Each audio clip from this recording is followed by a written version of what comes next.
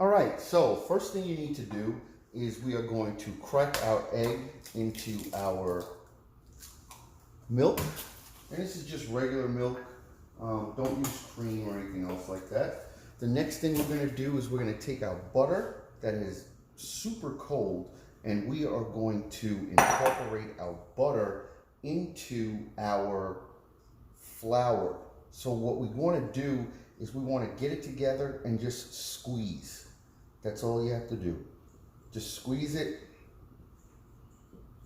And then as you squeeze it, your cold butter is going to wrap itself around the flour.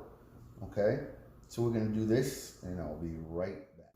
All right, so our dough is right here. See, it's nice and stiff because I put it back in the refrigerator. What I'm going to do is I am going to, scones to me are very rustic. I am not going to roll it out into a circle and use a cutter. I'm going to try to make them like drop biscuits. So I'm going to take a little scoop, and then I'm just going to drop it right on my silpat. Okay? That's all I'm going to do. I'm going to let them kind of take their own shape and form. I'm not going to make them be a certain way. Put these into the oven right now.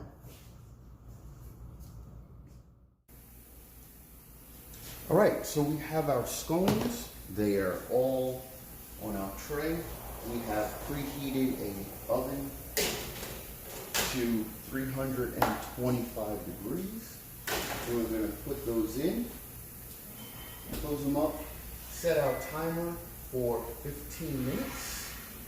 And then once we have that, we will come back and check them and see if they need to be a little more golden brown. I don't brush them with anything, and that's it. We'll be back. All right, so the timer is going off on my scones. Open this up, turn off our timer, and let's see how they look. Oh, oh, oh, oh. Oh yeah. So there we go. We have plain scones.